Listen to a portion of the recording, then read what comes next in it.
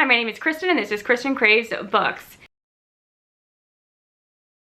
So we're officially over halfway through the year, and I am somebody who likes to reflect on their year so far, especially when it comes to my reading and to see how my reading is going and evolving over time. And so far I've read 78 books as of July 4th when I am filming this, and that is more than I've ever read up to this point, and I largely thank BookTube for that because I've been watching more BookTube videos than ever, connecting with people in the community more, and I've really embraced reading sprints. So seeing other people read motivates me to read. That is my #1 motivation. That's what gets me excited about books and reading. So I haven't really fallen into a slump this year, which I normally would by this point, so I am grateful for that. And I was looking at all the books I read, and I noticed that my reading tastes have really grown. I've really pushed myself out of my comfort zone. I read 132 books last year, and of those 132, 38 were fantasy, and this year I've already read 27 fantasy. So I'm definitely on the track to read more fantasy than I've ever read, which is fun, and I'm really embracing my love for fantasy and what I really like in fantasy. And I do have a few fantasies I'm going to talk about today, so I decided to share my top 10 books of the year so far. And normally when I do this, I struggle either to come up with 10 or to narrow it down to 10. But this year it was really easy. These are 10 standout books. I don't feel like I'm missing any. Like, these are the ones that I absolutely loved and probably talk about too much on this channel, but I can't help myself. So I am just going to share them with you again. And we're going to start with the one I talk about all the time. This won't be a surprise if you watch any of my videos or my mid-year check-in. My favorite book of the year is Pachinko. This is by Min-Jin Lee, and it is the book that got me into annotating again, which I appreciate. It is the book that made me remember how much I love multi-generational family sagas. So something like Homegoing by Ya Jessie, that is just something I adore, and I've bought a couple more books like that since reading this one because I just know those work for me. And Pachinko starts out in Korea, and we're following a character named Sanja who is in this village in Korea. It's like a fishing village, and it's just her and her mother, and they have boarders. And we see her story of falling in love with a stranger and then the whirlwind that this all brings her on. I don't want to spoil anything for you, but she ends up moving to Japan.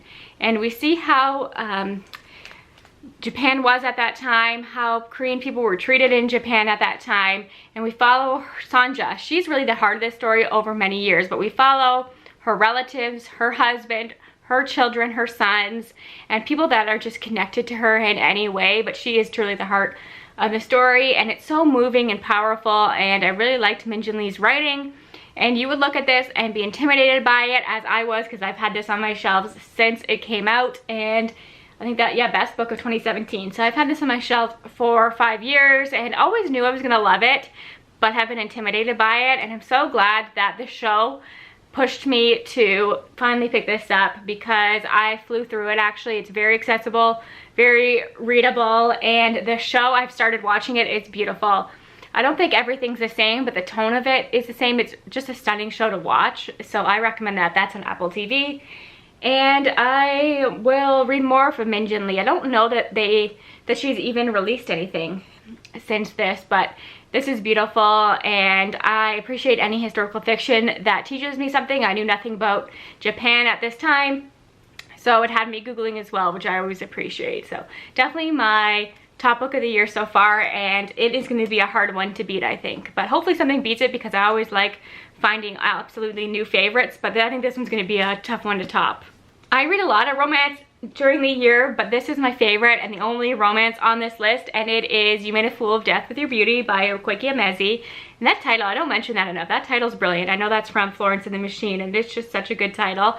And this is a love story. It is a romance at its heart, but there are a lot of deeper themes in here. And we are following Faye, who tragically lost her husband, and it's 5 years later, and she is trying to move on, but she's moving on physically, but not emotionally and mentally. So we follow her journey. She is an artist, and she does use her art to work through her grief, which I appreciated. Grief is a heavy conversation that is in here. The romance, I say this all the time, is going to be divisive, but I 100% understood the connection between these two characters, And I did read an ALC of this, and I thought that the romance itself was going to be more controversial than it actually seems to be. Everybody that has read this has seemed to love it, and I think that is a testament to Akwaeke Emezi's writing, because this trope or this relationship could have been an issue for people, and they might not have liked Faye for it or the love interest for it, but the way that Akwaeke Emezi just, it's so human and authentic, and you get it. People are just drawn to each other, they have connections for whatever reason, and it just felt so true in this book, and I think it would be a perfect book for the summertime. And yeah, it's a romance, but it's a lot more, and it's worth reading for Faye's best friend Joy alone. She is fantastic. So loved that one. Those are the two that I talk about the most, I would say. And then a more recent favorite is If We Were Villains by M.L. Rio, which I know is a lot of people's favorite book of all time, and I understand the hype for this one. It is very much like The Secret History by Donna Tartt. If you like that one, I think you will like this one. There's something about pretentious characters in dark academia that just works for me. If you're pretentious in any other book, I can't stand those kind of characters, but in dark academia, if you're not pretentious, I don't want it. So this is following a group of students at a theater school that just puts on Shakespeare plays, and they're very pretentious characters.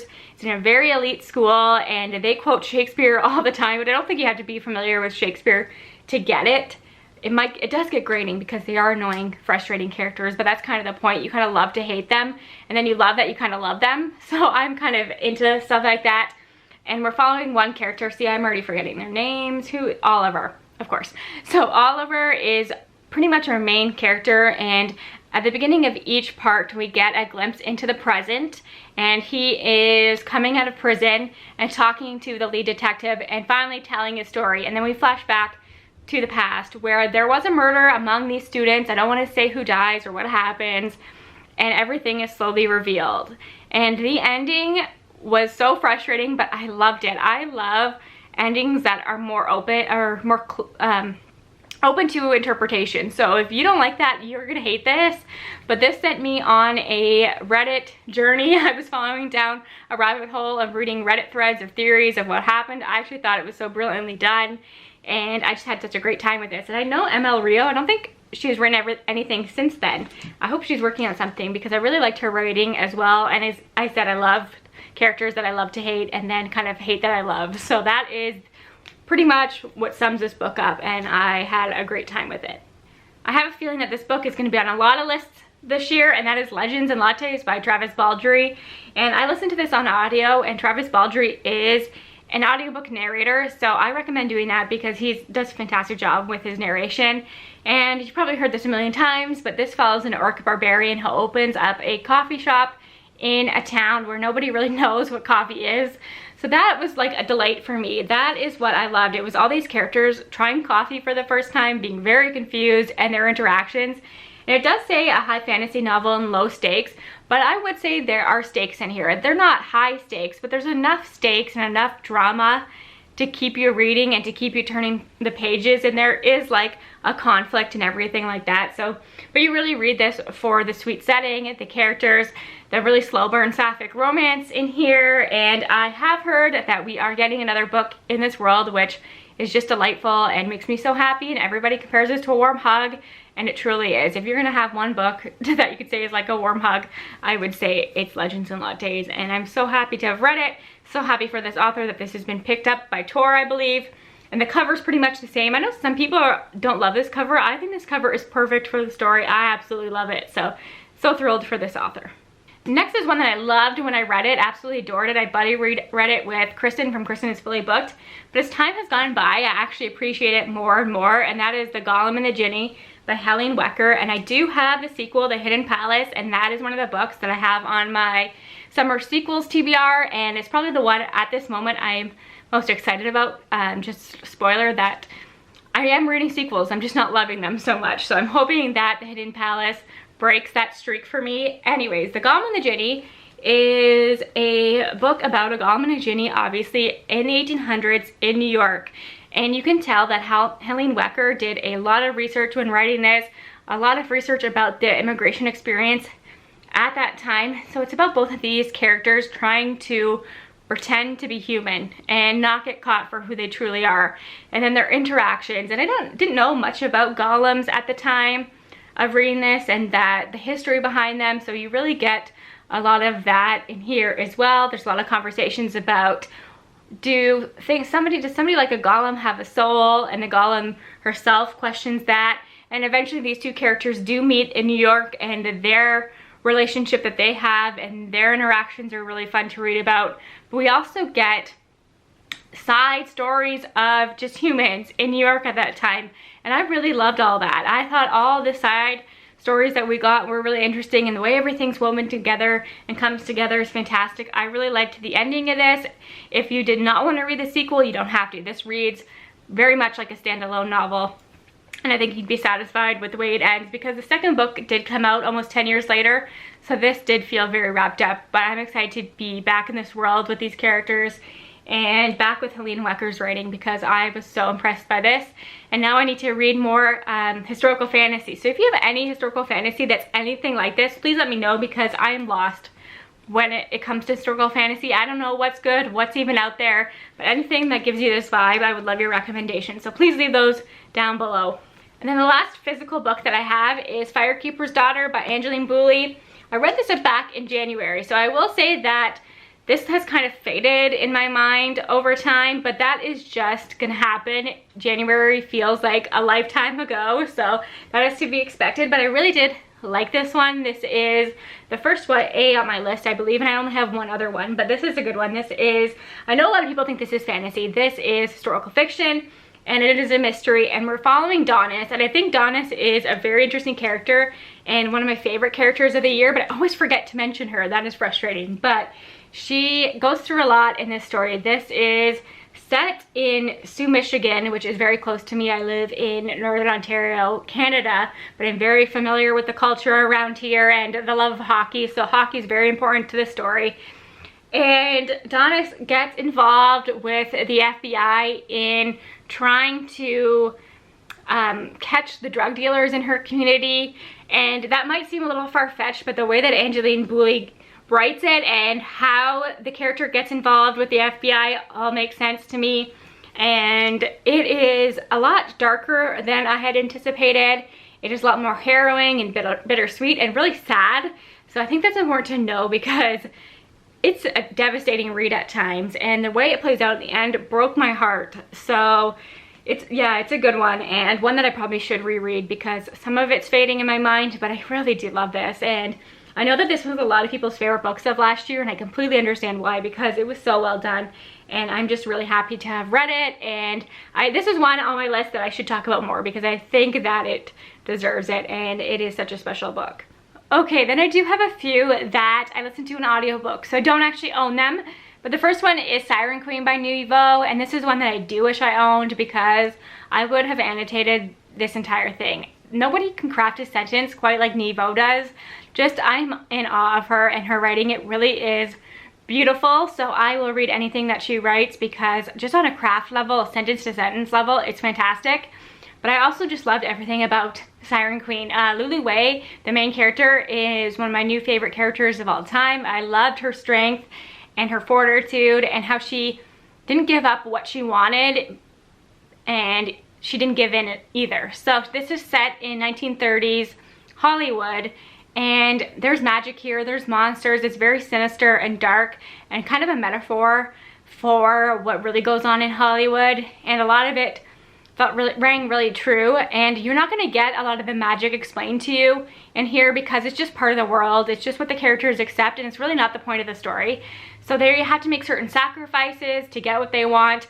Like, you sacrifice at the beginning, the main character and her sister like cut their hair to go see a movie, and it gives up weeks of their life, that kind of thing. So you just kind of have to go along with it and accept it. But it's just really well crafted. It's really a beautiful world, beautiful magic. Fantastic characters, as I said, great messages, very dark. I just loved it. There's a sapphic love stories in here, and again, Lulu Wei is one of the best characters that I have read in a really, really long time. And I think that this won't work for everybody, because it's a very specific kind of fantasy, my kind of fantasy that I love, and I would recommend listening or reading a sample and seeing if you connect with it, because I think if you don't connect with it in the first couple chapters, it's not going to work for you. But I thought it was beautiful. I loved it. And I think if you are familiar with Nevo's writing and you like her stuff, you're gonna like this one. It might even be your favorite because it is my favorite that I have read so far. And then of course I had to include a T. Kingfisher book on my list because this is the year of T. Kingfisher, and I debated between Nettle and Bone and What Moves the Dead because I really love them both, but they are so entirely different. And I settled on Nettle and Bone because it is the one that got me into T. Kingfisher, and I think it's more quirky and fun and kind of more my vibe. So it is a quest story, which is not my vibe. I don't typically like quests where somebody is sent on a journey and has to finish all these things to get to their ultimate goals. Not really my thing, but it works in this one. And I will say there are darker themes. It is strong. There are strong conversations about domestic violence because our main character is on a journey to kill the prince who's married to her sister and is abusing her sister. So she hooks up with some characters along the way, a witch, a knight, a demonized chicken, as one does, and it's just funny, lighthearted, but also heavy. There's a great balance. I think T. Kingfisher is able to grasp there because it doesn't take the subject matter lightly, but it's not so heavy that you feel like you're being pushed down by it. There are some lighter moments, and it is just such a good time. And there's just, nobody does humor quite like T. Kingfisher. It's hard to get humor right in a book, but I think she does it, and I'm so excited for that readathon that Sarah from Brighton Bookish is hosting at the end of the month, because I wouldn't be surprised if I have a different T. Kingfisher book on my end of the year list as well, because I just love everything she's writing right now, and I have a feeling that I haven't even read her best yet. So very exciting, and I loved What Moves the Dead as well. That comes out soon, so look out for that one. And then the other YA book on this list is This Vicious Grace by Emily Thied. This is a new release. It introduced me to tropes that I always thought I would hate, and I'm not sure that I like the tropes or just like the way that Emily Thied did them. So the first trope is Her Touch Kills. I have not read that trope because I always thought it was too cliche for me, but I know there are a lot of books out there that have that trope, but the way that Emily Thied did it, it made sense to me. I understood the lore, I liked the politics, I liked their world, and I just liked the main character and how she kind of has to harness powers from these other people, and sometimes her strength is just too much and she ends up killing them. So I love that. I thought that was really well done. This is the ultimate found family trope, which is a trope I love, my favorite trope. So if you liked Raybearer by Jordan Afueko, it kind of has that vibe to me. The way all these people come together, and at first they were terrified of her, and then they really got to know her and ended up loving her. And then there's the bodyguard trope, which I have not read from before and really worked for me in this. I will say it's YA, so don't expect super steamy or anything like that. It's just adorable and sweet.